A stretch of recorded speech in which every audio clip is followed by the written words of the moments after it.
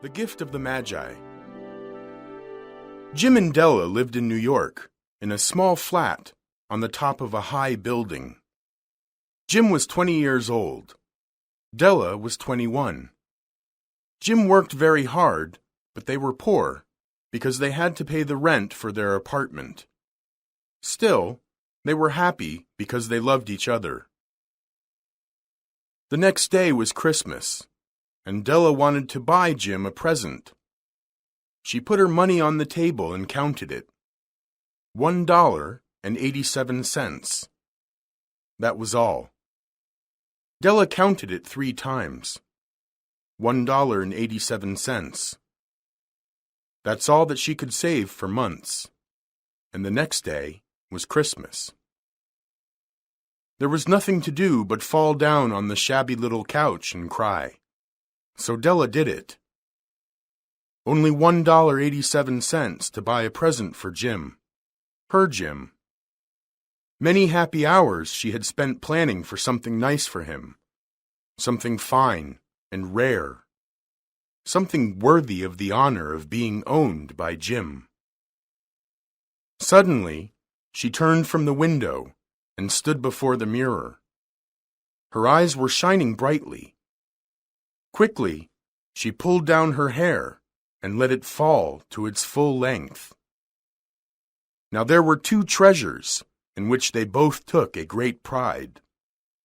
One was Jim's gold watch that had been his father's and his grandfather's. The other was Della's beautiful hair. So now her hair fell below her waist like a cascade of brown waters. She did it up again nervously. Then she put on her old brown jacket and an old brown hat. With the shining eyes, she ran out of the door and down the stairs to the street. She hurried to Madame Safroni on First Street. The old woman bought hair. "Will you buy my hair?"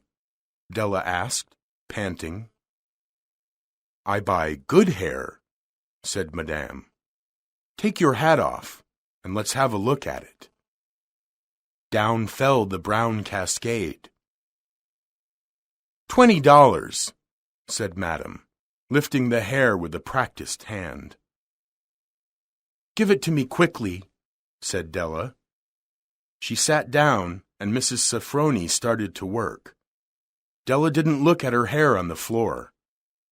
At 3 o'clock, she took her $20 and put on her hat. The next 2 hours passed like a happy dream. Della was flying on rosy wings from shop to shop, looking for Jim's present. At last she found it. It surely had been made for Jim and no one else. It was a platinum chain, simple in design, as all good things should be. As soon as she saw it, she knew that it must be Jim's. $21 they took from her, and she hurried home with 87 cents. At home, Della got out her curling irons, lighted the gas, and went to work. Within 40 minutes, her head was covered with little curls that made her look like a schoolboy. She looked at her reflection in the mirror carefully and critically. "I hope Jim won't stop loving me with short hair," she said to herself. "I did it for him. Oh, what could I do with $1.87? At 7 o'clock, coffee was made, and a frying pan was ready to cook the chops.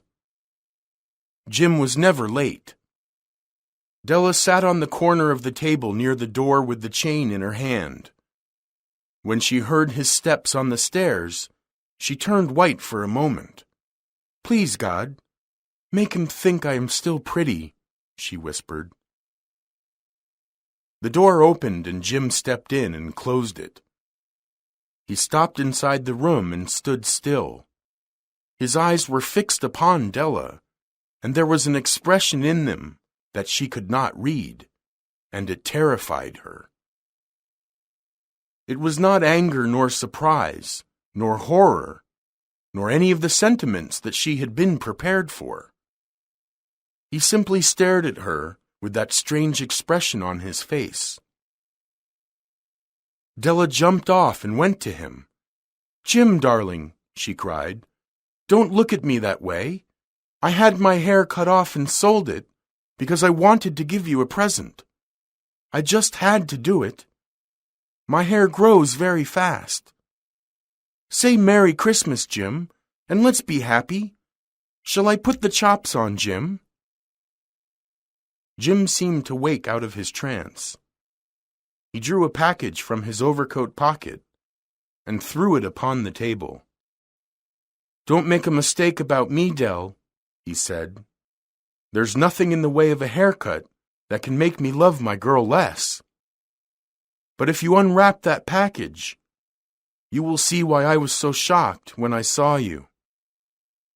Della took off the paper and opened the box. There lay the combs, the set of combs that Della had dreamed of for a long time since she saw them in a Broadway window. Beautiful tortoise combs with jewels, just the thing to wear in her beautiful vanished hair. She knew that they were expensive combs, and now they were hers, but the hair was gone. She hugged them to her bosom, and with tears in her eyes and a smile, was able to say, "My hair grows so fast, Jim." And then she jumped up like a cat and cried, "Oh, Jim hasn't yet seen his beautiful present." She held it out for him upon her open palm. "Isn't it wonderful, Jim? I hunted all over town to find it. You'll look at the time 100 times a day now. Give me your watch. I want to see how it looks on it."